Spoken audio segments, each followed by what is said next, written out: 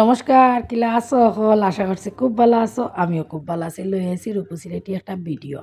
আজকে শিবরাত্রি নানিয়ার লাগে ঠাকুর ঘর আইলাম ঠাকুর পূজা দিতে। তো দেওয়া তাইয়া সব ধরনের ফল আগে আস্তে আস্তে দইলিয়া ঠাকুর ঘরের যেটা ঠাকুর ঘর মুছা ঠাকুর স্নান করানি সব তা করে লইছে, খালি শিব ঠাকুর স্নানোর বাকি রয়েছে।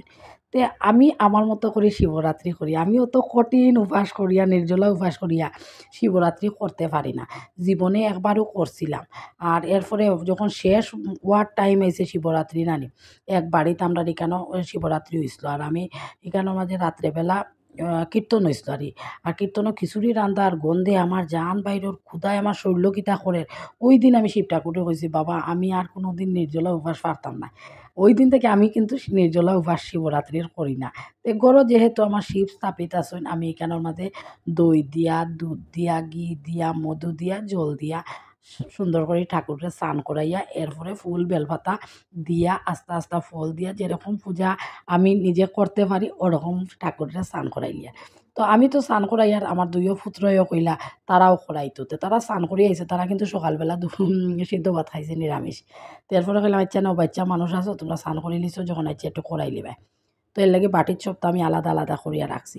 তো এখানে পূজা উজা দিয়া তারপরে মা বেটা তিনজনে পূজা শেষ করিয়া আমি আইজিমু রান্না করাত।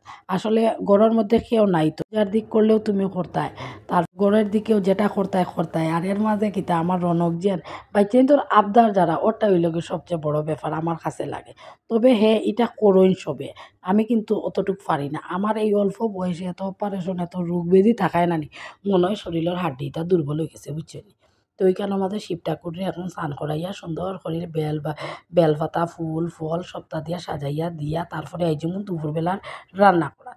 আর বিয়ার আগে প্রচুর পূজা অর্চনা করছি সন্তোষী মার ব্রত করতাম, মাসে শুক্লপক্ষে বিপদা সিনেমারে এক বাটা ফান দিতাম, তারপরে নারায়ণের দিতাম পূর্ণিমার সময়, তারপরে বৎসরে একবার নারায়ণের তুলসী দেওয়া হইতো আমার বাবার বাড়ির, তারপরে বৎসরে একবার ওই যে মাসে মাসে করিয়া রাখলাম বিপদাসিনীর ফান দিলাম, এটা পূজা হিসাবে আষাঢ় মাসও যে এরকম দেওয়া হইতো। প্রচুর পূজা অর্চনা করছি। বাবার বাড়ির পূজা অর্চনা করায় আর শ্বশুর বাড়ি ইয়া করায় দিন রাত তফাৎ। বাবার বাড়ি যেমন নারকেল দিতাম নানি, ইগু দেখবা খাটিয়া ডুলিয়া ফাটাইয়া আতর সামনে আনিয়া রাখা মায় কি বাবায় করিয়া দিলাইছো। বর্ষার দিনও যে সময় ঠাকুরে দিতাম খাটল তো দিতাম নানি, ইগু দেখো এক বালতি জল উফরে ফালাইয়া ইগু দইয়া ঠাকুরের মায় স্নান করিয়া আইলা আইয়া বাটি একটা দেওরে হইয়া খাটালোর রুয়া বাইর করিয়া ঠাকুরগুলোর সামনে নিয়া দিলাইলা। কিন্তু ও কাজটা যখন আমি শ্বশুর বাড়িতে ইয়া করি এক কাটল চুলি আর হাতর আটা ছুটাইতে ইবাদি রান্দার লেট হয়ে যায়। বিশ্বাস করো আমি কিন্তু যেতাম মাতিয়ার মন খুলিয়া তোমার তানোর লগে মাতিয়ার দেখিও একলা একলা করতে বড় কষ্ট হয়। বাবার বাড়ি একদিকে সব ফলুল কাটিয়া দিলাম, তো দেখো পিছের দিকে মা দাঁড়াইল, আমরা ঠাকুরঘরের সামনে বারিন্দা আসলো, বারিন্দার মধ্যে খাটিয়ে উঠিয়ে দিতাম। খাটিয়ে উঠিয়ে দিয়া তো ঠাকুরঘরে গিয়া সপ্তাহ রেডি করিয়া কিবা ধূপ ধুনা জ্বালাইয়া পিছন দিকে চাইয়া দেখো সবজি কইয়ার ফলর বাকলো কলিতা কিচ্ছু নাই, সকলটা পরিষ্কার হইয়া সারছে। এর লেগে কইছি বাবার বাড়ির ঠাকুর পূজা দেওয়ায় আর শ্বশুর বাড়ির ঠাকুর পূজা দেওয়ায় দিন রাত তফাৎ। তো এইনার মাঝে আইয়া কিতা করছি জানেন, সবজি একটু কাটছি দেখলাম শিম খাইলি আর বালা করে মন ভরিয়া, বুঝছো। কয়দিন পরেও তো আই যাব চৈত মাস আমরা সিলেটি হলে আবার শিম খাই না, বুঝছো। তে আমি রাহুলের পাপারে কইছি শুনো খিচুড়ি খাইতাম একটু উপরে সবুজ সবুজ যদি করে না ভাল লাগেনি, তুমি একটু শিম আনিও। তাই বলে এটা শিম এটা গো বুড়া রূপও খাইতে পারতে না। আমি বললাম শুনো শিমালারে গিয়া খুইও তুমি আমার 250 কষি দেখি মানে কসমা শিম দেও উড়ি দেও কসমা উড়ি দেও রে বা। আর যদি ভাল লাগে তে আমি 4-5 কেজি নিমু খাই লাইয়া মানে শিবরাত্রি। আর মানে দোকানদারটাই কিতা সবজিওয়ালাটাই ভাবছে কিতা মনে হয় হাসাও 5-6 কেজি যাইবই বাড়িত। এক্কারে কসমা শিম দিছে নাইলে সবজিওয়ালাই তো ওলা কসমা শিম দিলেই পারি জিন্দেগি তো না। আর আমি ওটা যেটা শিখাই দিছি রাহুলের পাপাইকে ওটা কইছে। তো এর লাগি শিম আনছেন, শিম দিলাম, বাঁধাকপি দিলাম, মিষ্টি লাউ দিলাম, দিয়া আমি কুকারের মধ্যে যেরকম খিচুড়ি ডাইল চাউল দিয়ে রান্ধই খুব সোজা খিচুড়ি রান্ধি লিছি। এখন দেখো খিচুড়ি রান্ধিয়া দেখাই তো আমার ফাইতর থালোর মাঝে নানি সবজি একটুকু দিছি নাই, তো তো বেগরের সবজি খাই না। এরপরে জানি আমার রনকে তেমন খায় না, আর রনকে কুড়ে খুদে ফাদে খাবাইতে পারি, রাহুলে করে তার পারিও না। ইগু আরও চালাক, কইব কিতা মাম্মা আমি খাবো না, কিছু বলবো না, দোকানেও যাব না, এক্সট্রা কিচ্ছু খাবো না, তোমাকে পরিশান করবো না। মানে হে বাঁচি গেল, মানে আমার থেকে সরে গেলে তো আর হয়ে গেছে। আর রনকে কিতা করবো ফ্যান ফ্যান করবো। এখনও খিচুড়ির গোপর হয়েছি ঘোষণা সন্ধ্যার চা বুয়াই দিছি।